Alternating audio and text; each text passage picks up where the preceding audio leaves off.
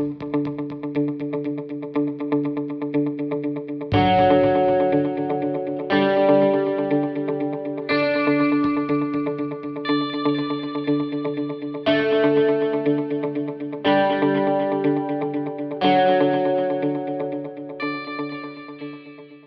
welcome to the Push-Pull Sales and Marketing Podcast. I'm Marcello. And I'm Sherry, and each week we'll provide you with sales and marketing strategies that you can implement immediately into your own business. Today, we're going to be talking about qualifying leads. In terms of qualifying leads, and we discussed this a little bit when you're making calls, you have different kinds of calls. You have a cold call, you got a warm call, you got a hot lead, in terms of levels of interest.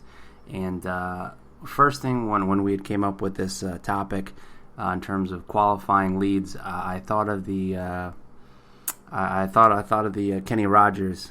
No, you thought of the commercial, which I think it's a Geico, Geico or something like that. Yeah, I think it's the Geico commercial where it's like, did you know you could save 15% of your money by switching to Geico? It's like, yeah, did you know it's really annoying playing poker or something with Kenny Rogers?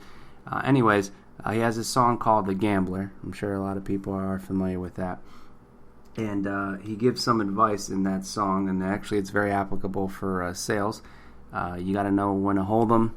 You got to know when to fold them. You got to know when to walk away. You got to know when to run.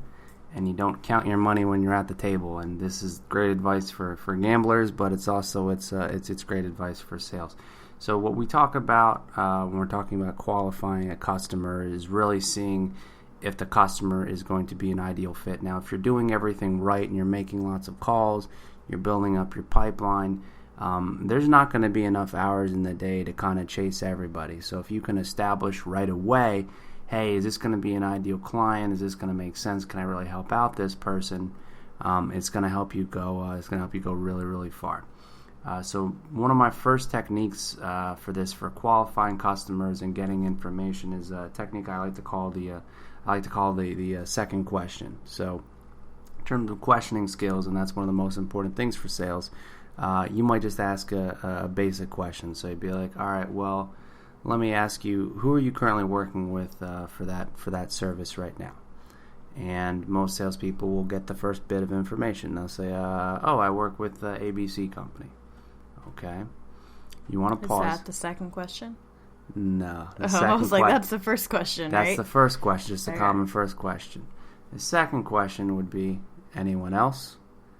And let them talk and let them kind of go through. Anyone else? Yeah. So well, they say, if they're working with someone else? Yeah, who are you working with? Oh, we work with this company. And is there anyone else you work with for that? Yeah, actually, we also do use these people for that. So you want to follow up, and it doesn't necessarily have to be, who do you work with or anything like that. We can do a common thing like, all right, well, what sort of issues are you having right now with your current provider? Mm-hmm. And they'd say, oh man, delivery with those people is terrible. They always seem to ship things out late. I can't get anything from them on time. It's always a nightmare. So, okay, great. And anything else? And let them vent to you too, and they'll give you another one. Yeah, actually, you know what? Their accounting department is always screwed up too. I pay things and they don't show it in their system, and then they say it's right. It's just a waste of time and all that good stuff. And then you'd ask again. You'd say, okay, anything else? And keep asking that question until they say no, that's it. So then you have a more in-depth. So pretend that you're a employee at McDonald's working at the drive-thru. Yeah. Because if you're Marcello and they ask anything else, he will pretty much keep ordering. Well, I have a very healthy appetite.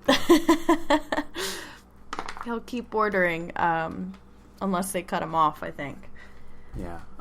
But yeah, exactly. So you don't want to, and most salespeople will just ask the first question, and they're not really going, and they're not digging deeper, and they're not going beneath the surface.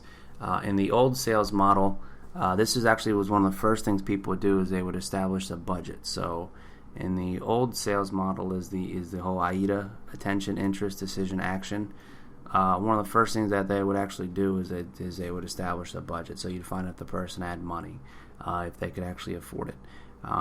If you're in that kind of environment, you have to be really careful with that, especially if you didn't really provide value, or if there's not really a fit. But by qualifying people, you can save a lot of time. Budget is one of the items where you can qualify people, but budgets are like flexible. And I feel if you lead with that, it's off-putting to the person you're talking to. It's not going to help the relationship if you're leading with questions about finances. Yeah, and there are different strategies too. Some people will say, you know what, just throw out price right away. Just get it out of the way. This is why you're going to beat around the bush. And there is some value and there is some merit to that same thing in terms of presentations. People have a very limited have a limited attention span. Right, so and obviously price is one of the biggest factors. It's something that they want to know about. Yeah, and you can spend all the time qualifying them and talking about their situation too, but if you take too long with that, and they don't get to the point where they say, oh, by the way, I can help, save 20%, I can save $30,000, it doesn't really mean a lot. But just kind of give an example, I was listening to this was a while back, to I think it was an audiobook, I think it was with Brian Tracy, who, by the way, he's a fantastic resource for sales. Marketing. He's one of the original, gurus. Him, Zig Ziglar. You have a couple others, but yeah, he's right up there. Great public speaker, and I think he spoke about how one cable company, maybe it was even Encyclopedias, I forget what the product was, but how they were able to increase their qualified lead showing ratio by like 2 or 3 times. And what the company would do is they would basically sell to the homeowners. I think it was cable packages or something like that. And we're talking back in the day when someone would go door to door and sell you cable.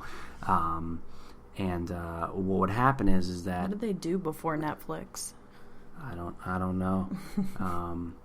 But what they would do is they would go into their whole pitch and they would say, okay, hey, how you doing, blah blah blah, and kind of go into the pitch right away. Unbeknownst to them, the person answering the door might not even have been the homeowner themselves, or might not have been the actual decision maker. So just by asking a simple qualifying question and say, hey, do you live here? Are you the homeowner? And backtracking, this also helps a lot too, because it's a qualifying question, and it also gets you nod momentum. It gets you that whole yes, so you get the yeses going, okay, hey, do you live here? Hey, do you think entertainment and relaxing is important for you? Yeah, absolutely, great. Hey, if I could lock you in right now and do that, and they would go in the whole thing, once it's qualified, versus saying, hey, I have a tremendous package and it's really good and blah blah blah. You want to establish right away if this is going to be a good customer, and then how well you can help them is where you get those when you go into some of those deeper questions. But in terms of knowing when to hold them, if you establish right off the bat, hey, this is a good client, that's good. Know when to fold them. If you establish right off the bat, hey, this isn't going to be a good fit or something like that, or maybe their understanding of what your company does, it doesn't. They're not the decision maker. Or if they're not the decision maker. A good way to get around that part, and that's in terms of the gatekeeper as well, is if you ask, hey, are you, if everything makes sense, are you fully authorized to go ahead and give me a yes today? Boom, walls coming up, that's pressure. You're not going to like that. Yeah, no. What I do and what I recommend is, to maybe ask it a little bit softer, because a lot of people have the power to say no. Not everyone has the power to say yes. A question I like to ask is, hey, let me ask you this. Clearly you're involved, and you're going to make the person feel good. But let me ask you, if you were to go ahead and move forward with my company and my services, would there be anyone here that would be upset if you were to make a change? And most people will say no, or they might say, oh, well, yeah, I might have to run this by Bill. Okay, great. Okay, and what does Bill do for the company?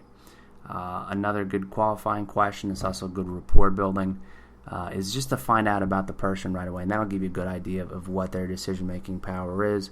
LinkedIn's a great resource too. We'll cover that in a little bit. But ask them, say, hey, okay, how long have you been with the company? I've been with the company for 3 months. Okay, and let me ask you, how did you find this place? Oh, well, I basically right now I'm just temping for the shipping guy right now. He's out in Chicago, so yeah, I don't really do that. Or, oh, I'm just filling in for the accounting lady right now. So then you establish right off the bat, hey, this probably isn't the decision maker. Mm-hmm. But if you ask them about their background, oh, hey, how'd you get in this industry? Oh, well, actually, I used to work for this company, and and I met the owner and at a mixer or something like that, and it just made sense and it worked out. Oh, okay, so this guy knows the owner, and you want to establish that there's some sort of family relationship. You wanna establish that, and you got to ask the right questions to get that information. So it's not a matter of just saying, hey, are you the decision maker here? Find out about the person. Find out, hey, are there other people involved? But you got to do it in a nice way. And really, sales is a matter of how you kind of ask the questions and how you get information, how you give information, and how you respond to feedback and criticism. And lastly, how you ask for things. How can you get to a yes? And a yes basically is how you ask for things. Right. Better qualifying questions are not typically the whole yes or no. If you have those closed-ended questions, it's not always going to help you qualify the right. account right away.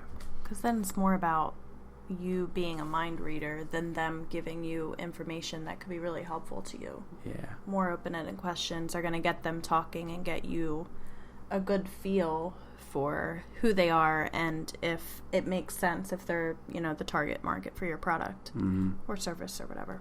Now, related to that, so you talk about the decision maker, another good way to find out that, rather than say, hey, is anyone else going to be upset? Would anyone be upset if you were to make a change? Would anyone be upset if you were to try this? Is to just kind of ask, and we're going old school here. Remember, you were homeschooled, so maybe you don't know. When you had to do reports and you had to pretend like you're in the news, you had to do the 5 W's plus Y. Right. Who, what, where, when, why, and actually no, the 5 W's. I was going to say, and Y H, is W. Don't make fun of my homeschooling. Yeah, so you had to do the news and stuff like that. How is very important. So you kind of want to run through these kind of questions, not necessarily yes or no. Those are more do you, will you, stuff like that. Who's involved. So you might want to ask a question. All right, so if you were to make a, similarly when you guys are buying products or doing this stuff, how do you normally make your decisions? Okay. So then they say, oh, well, what we do is we have a conference, blah, blah, blah. Okay, great. Let me ask you, who else would it be important for me to kind of get involved in, and who else would like to see this, in the company?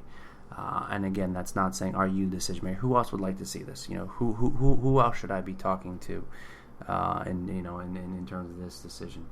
Yeah, but I could see the how. I mean, how are you using your current product? How is it working for you?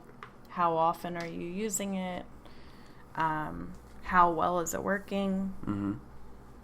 Yeah. And again, qualifying question. Hey, when was the last time you had taken a look at this? I took a look 3 years ago. And then again, follow up deeper questions. Okay, it was 3 years ago. Why did you look at that 3 years ago? Well, I wasn't happy with them at that time, but they got their whole act together, so then we're fine. But now it seems like it's happening again. Oh, really? Can you tell me a little bit more about that? Right. Being a salesperson and being a good salesperson in terms of the consultative, it's a lot like being, you're kind of like a therapist. You just want to just ask questions. Okay, and how does that make you feel? Right. Why do you say that? Tell me about your mother. And tell me about your boss. Tell me about your budget. So again, you want to kind of dive a little bit deeper in that. But in terms of questions right away, qualifying, the first thing you should qualify is obviously, is your product going to be a good fit? If you're not talking to the decision maker, that's okay. Right. The person that isn't the decision maker for those sort of things can let you know right away if this is going to be a good fit. So, for example, right now I'm the sales manager for a logistics company. Actually, I'm for the best logistics company. You can look it up. And when we talk to customers, we want to establish right away if they're paying for the freight or they're paying for services. Because in the freight world, things are a little bit different. So if I buy something from China, the Chinese might be paying the whole shipping, or I might order something from China and I might be paying for the shipping. So I want to establish that right away. Someone that might not be the purchasing manager can tell me, actually, yeah, we do get stuff in from China. However, the Chinese take care of everything to my door, so it's all included. All right, great. Well, it doesn't seem like I can really help you out with that. Then I can move on to the who should I talk to, all that stuff. But you want to establish, is your product going to be a good fit? Is your service going to be a good fit? So that's just some questions you'd wanna ask. How they go about buying things. What products are they currently using? What is the need? Then you'd want to find out how they operate, who the decision maker is, how decisions are made, and kind of run through that. And when they did things, how they got about. I mean, there's a lot you can do to qualify, and this we can kind of streamline, and we can send me an email too. I'll give you an example depending on the product that you're actually selling. So I mean, if you gave me a product, I mean, we can kind of tell you how that would qualify, how we would qualify that person. Okay. Real quick though, quick reminder: if you do have any questions, you can email us at pushpullsales@gmail.com, or you can tweet us at pushpullsales. And as usual, all our show notes are on pushpullsales.com.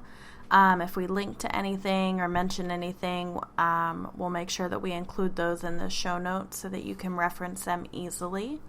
And don't forget to subscribe to us on iTunes. You can rate us in iTunes, give us a couple stars, and help other people find us as well. All right, so you want a product? Just give me a product or service, and we can kind of go through how that would be qualified. So what would be anything? Anything? Anything. Microphones. You're selling microphones. Okay, I'm selling microphones, and again, this is like the sell me this pen. Am I selling this microphone for one single person? Am I selling it for a whole corporation? You're selling it to me so that I can podcast. Okay, so I'm selling it to you so you can podcast. I'm real imaginative. You're very, very imaginative. All right, so if I was in the store, and so this is I'm just like a retail associate. I'm selling you the. Sure. Okay, great. So that would be a classic retail environment. How to qualify someone.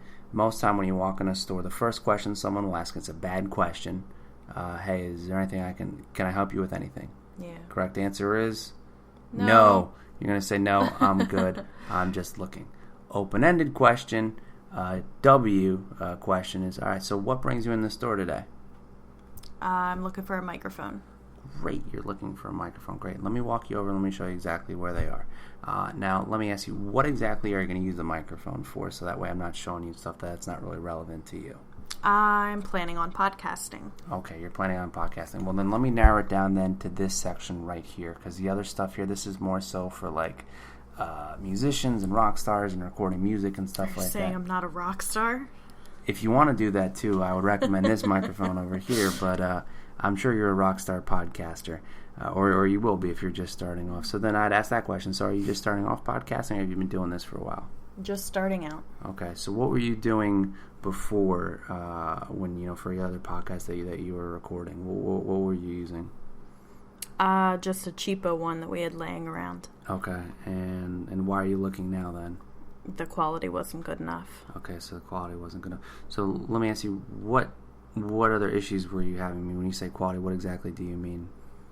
It sounded, the background noise was too loud, our voices weren't loud enough, and my 2-year-old got a hold of it and snapped it in half. Okay, so your current thing's broken. And you're saying so you podcast with someone else? Correct. Okay, so you're podcasting with someone else. Again, I'm gonna repeat certain things and make sure that I fully understand and have everything right. And again, if you do it politely, doesn't sound like you're like stalking them.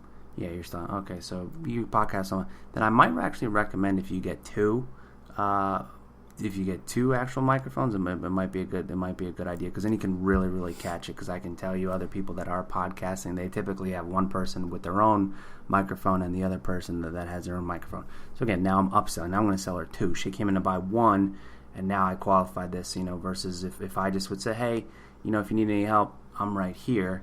I have it qualified. I have her actively engaged, and say, okay, now we get to the harder questions. Where you want to get into the budget, and again, this is where it doesn't hurt to kind of bring that in mind here. So say, well, we have a couple different options here, and this is where they kind of do the whole good, better, best type thing. I mean, regardless of what you have is broken right now, or it sounded kind of tinny and all that stuff, anything you work here is going to be great. But if you're really looking to podcast and you're trying to get like a really good following, I probably would recommend this one here. This is about $80. This is a quality thing, comes with a 2-year warranty, all that good stuff. And it would be good for 2 people. And then I would kind of look at you and I'd kind of gauge feedback and stuff like that. Like right now, like $80. I have a higher end model. This one here, this is gonna be like $300, but I can tell, right now in the budget, if you're just getting started off, I wouldn't really go on the high end. And that being said, then we have this one here. It's a blue snowball. Actually, it's a white blue snowball, but it is, and that is the microphone that we actually use. By the way, in terms of marketing, I saw a YouTube review on it, and they just had great things to say about it. But in terms of their marketing, I do think it's interesting. It's called Blue Snowball, but it's white. You can have them in different colors. There's some blue lettering. And it's a snowball. Snowballs are white. It is a snowball, but I don't see a lot of blue. Regardless, so I would say, all right, well, this one here, this is like Blue's $30. I know. That's just weird. Whatever. So I would say, okay, this one here, this one's $30. We can go ahead and we can get that wrapped up for you. Then, I mean, it seemed like this is more on the line of what you're looking for, right? Yeah, but at that price, I will take 2 of them. At $30, great. So now instead of making $80 sale, I actually made a $60 sale where I thought I was going to be out of the picture. So again, I'm going to take 2. Great, that's wonderful. So again, I qualified. I found out what she was doing in terms of budget. I went with the philosophy. Let's just go ahead and throw it out there and say, look, I'm going to give you my recommendation here, but anything you go with is going to work in a retail environment. And this is one of the most annoying things. And I've written very strongly worded letters to people that have had poor sales interactions when we were buying a laptop. Yeah, they were horrible. It was terrible. And basically saying, oh, hey, look, if you don't go with what I recommend, you're an idiot. Yeah. And this is garbage. Again, if you're representing a company or a business and it's a product you have, you don't say, yes, I carry garbage. This is this is no good. You say, look, anything you do is going to be better than what you're doing right now. So then I already have you fully sold on a change. Yeah. In that situation, you say, well, I have this, but I'm not sure if I really want to do that. And say, look, you're really going to like this. This is what you're going to do, and blah blah blah. And for podcasting, this one's cool because this one has a specific setting that is for podcasting. Yeah. A lot of the other ones don't. And I'm not going to go into really technical stuff. If the person says, yeah, I'm an audio engineer, blah blah blah, I can qualify it that way. But in a retail environment, you don't want to belittle the person. If you give them options, be okay with the outcome. So here we're talking about to never count your money at the table. So if I need to make a sale, if I have a certain quota and I'm worried about that, I'm going to block myself. I'm going to totally mess it up. Or if I say, $80, oh man, if I get $80, I have a bonus. If I sell the $80 one, this is going to be good. No, you don't want to count that, because that person might not even go with that product. They might change their mind. A lot can happen. So in terms of qualifying too, let go of the sale. Sales is a process. Closing them and getting the business it's a logical result of the presentation and of the qualifying the customer. If you worry about getting yeses and stuff like that before you know if you have a good fit, it's not going to work well. So again, don't count your money when you're at the table. Kenny Rogers is 100% right. Getting into that, setting up the procedures and setting up the expectation to get the business and to avoid the no's later on. Again, that's part of qualification. So if I want to qualify, a good question would be like, all right, well, let me ask you this. If you don't make a change, what's going to happen? How much is that going to cost your company? So like right now, you're having problems with your current microphone or your current vendor or whatever. What's going to happen if you continue to do what you're doing? If you continue to do a podcast with like a tinny sounded thing, I mean that's going to affect your viewers, no? Yes, my listeners. Yeah. Your listeners. Yeah, podcast. Okay. Are there video podcasts? Yeah, there are. Okay, I don't watch them, but. Yeah, okay. So, well, with your listeners, or hey, if you keep having problems with your current vendor right now and you don't get anything resolved, do you have a backup plan, or what's going to happen if it gets worse? Oh, I don't know. Let me ask you this. I mean, if you had something and they weren't able to come through, I mean, how much would that cost you? Now I'm getting into numbers. I'm dealing with that. So you'd want to ask those questions. In terms of qualifying too, which I missed. So you podcast. What do you podcast about?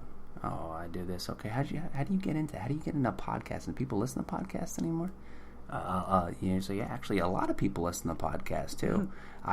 Usually the question would be, what is a podcast? No. How do you listen to them? Yes, you'd be surprised. Well, I qualified you with this idea. No, when you said, hey, we're going to do a podcast and stuff like that. I said, well, how many people actually listen to podcasts? And you said, well, actually a lot of people listen to podcasts. It's one of the growest things, it's one of the fastest growing things, like cereal, like that whole thing, that really kicked it up a notch. Yeah. But yeah, just asking those questions. And again, we can kind of give you some good ideas in terms of questions you can ask to qualify the customer. But in terms of how this fits in terms of the sales prospect, first you have a suspect. Suspect? It's a suspect. It's a Really? suspect before it's a prospect, yeah. Okay. Yeah, it's a suspect and then it's a prospect. A suspect is someone who I think might be able to... I watch too many, Law and Order Flashpoint shows. Well, yeah. Suspect. It's basically an interrogation to see if can my product help you out? So you want to throw that in there. Sherry doesn't like when I create background noise and I bang on things that she has to edit it. But yeah, the first thing is editing it. Okay. We'll leave that in there. But a suspect, you don't know if it's actually going to be a good fit for your company or if it's a good fit for the client. So establish, is the product you have going to work for them? Right. Yes. Is the company and the services and the background support, is that something you can do? Qualify timelines for decisions. Again, you do that up front. So right.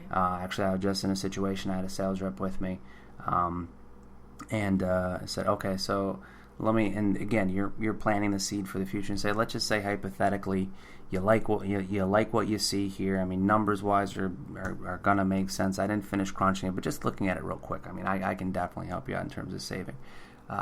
That being said, let's just say everything works out well. When would you be looking to establish this? And again, I'll qualify. If the customer said, I want to do that next week, mm-hmm. I know my company can't do that. To set them up properly, I know it's going to take a couple weeks. Likewise, if they want to do this 6 months from now, okay, well, now let me see why that is. Let me qualify that, and let me see why exactly is that 6 months. So here, this situation, this was, well, you know what, our fiscal year starts in October, but I'm actually going on my honeymoon. I really wouldn't want to make a change in the middle of that. I'd like to be on board and stuff like that. So if we could do November, that'd be good. All right, and this is where I picked this up from Tom Hopkins. You can give them a wrong date and have them correct you, and then they become more invested in it. So okay, so you're thinking December. I said no, November. Oh, okay, let me write that down. So you're saying November. You're making an intentional mistake, and now they're invested in it. So then they can't come back and say, yeah, we're looking like December, January. You say, oh, no, I have it written down here. We said November, and it helps you write it on the paperwork too. So if you're in a retail environment, it's okay. Well, you're looking for the furniture. You want it by the 15th. No. I need it by the 10th. Right. Oh, okay. I'm going to write that down. And you start filling in the paperwork, and it makes them less nervous. Sometimes the people, they see a contract or any sort of paperwork being filled out up front. Right. Oh no, you're going to ask me. And I was like, no, look. I take good notes, and I just want to make sure that we have everything in place. But yeah, qualifying questions are it really covers the who, what, where, when, why, and how. And I really want to dive into the why. So if they say, yeah, we want to do November 1st. Okay, why is that? Well, our fiscal year is October 1st. I'm on my honeymoon. I won't be back, so that gives me like 2 weeks to get caught up. And I think it would be a good time. We're a little bit slower then. Okay, great. Is there any other advantage to doing it November? No, it just makes the most sense with that. Okay. But you don't want me to get that set up like sooner. And again, then you're backing away from the sale too. Be like, look, if you told me you wanted to do this next week, right, I'm going to tell you no, I can't do it. And you're taking pressure off of them too. Right. Like, oh, I don't know, I need to make a decision. And sometimes you can use that qualifying question and you can even shrink down the time in between, because obviously in sales you want to close the sales cycle, you want to make it a shorter process. So if you qualify that and they say, well, hey, November 1st, really, it's going to be that soon? Yeah, well, if you're going to do it this soon anyway, you're going to see the savings. It might be you can get something set up like mid-September, so we can actually have that set up before you leave for your honeymoon. And then when you're on your honeymoon, you don't even have to worry about this because this is already in place. They might not even need you. This is going to work. I'm just kidding. That's probably one of the worst things to say. My product is so good, it's going to replace you. Or this service is so good, they're not even going to want you. But yeah, so qualifying questions. You're going to ask, first establish, is your product or service going to work? Right. Establish why they want it. What would happen if they don't if they don't move forward with you? So that and that's one of the biggest things too. It's dealing with people just sticking with what they're doing, just staying with the status quo. Right. Your biggest competitor is not someone else. It's the status quo. Most of the time, when people lose business or lose an opportunity, the customer just doesn't make any decision at all, or they just stick with exactly what they're looking at. So they could have looked at you and 3 other people, and they might not even choose someone else. Oh, no, you know what? You just decided not to do that, or they might just go cold. So if you don't qualify them up front and say, okay, hey, what's your time frame for this? What are you looking at? You're gonna drop the ball. There's a good sales trainer, this is Dean Menudo. Pretty much, if you can establish in terms of qualifying them what keeps the person up at night, you're going to be able to close that business. If you don't know what keeps that person up at night and what really takes you haven't qualified them at all. Until you have all that information, you don't present. You don't go, oh, okay. Here's what I have. It's it's going to work great for you. Just like a doctor. A doctor goes, hey, how are you feeling? Oh, well, my throat kind of itches, and and my ears are a little sore. How long has this been going on? Oh, like 3 weeks. Have you tried anything for that? And you just ask questions. So again, you're a doctor here. You don't offer any sort of prescription, any sort of solution, on that. I mean, imagine if you walked in the doctor's office and he says, and there might be some doctors that do that too. Be like, all right, you don't feel good. Oh man, you should try Zofran. And he's like, no. I mean, I feel tired. I'm not depressed. Oh, okay. What's going on? Well, I'm on this diet and it's not working. Oh, okay. Well, how long have you been on? And it's just all the questions that you can possibly ask in there. But again, just wanted to just kind of dive in. Is Zofran an antidepressant? Or is that like an allergy med? No. I think it is because I believe Mike Tyson said, "I'm on Zofran, so I don't kill all you mother effers." So that is my only knowledge of Zofran. Is I think Mike Tyson took it at one point, so he didn't go crazy. So I think maybe he just had really bad allergies. He did. I'm sorry, Mike. He did like say like a lot of things pretty funny after he lost to Lennox Lewis. He said, "I take my hand off to you," which man, I mean, he really got beat up. Qualifying questions. Stick with all the basics: who, what, where, when, why, how. Tailor it to your industry. Ask those follow-up questions to those second questions. Okay, and anything else? And what else? And to tell me more about that. Gee, that's interesting. Why do you say that? Lastly, follow the advice of Kenny Rogers when you're qualifying. You're just sizing everything up so that way later on right away if it's not qualified, when to run. This isn't a good fit, or they declared bankruptcy 3 times. Okay, this even though everything else works well, there's no budget in here. I don't want to deal with that. I know it's possible to declare bankruptcy 3 times. We just make stuff up on this. podcast. We just make stuff up on the podcast here. Know when to walk away, know when and know when to run, and don't count your money when you're at the table. So again, don't jump to the sale and jump to the final result until you have all the information. Up front. Don't judge a book by its cover. Qualify. Sounds good. Do you think that wraps things up? I think so. I mean, I could. I could do like 10 other podcasts on this. Well, I mean, there's so many questions in so many different ways. So, and I'll probably cover this topic again too in some more advanced qualifying questions and some common ones that could be universal. But I gave some. Hopefully you got something out of this. We'll have a link to the notes on pushpullsales.com. We want to give a shout out to bensound.com. He does our intro and outro music. Thanks for listening.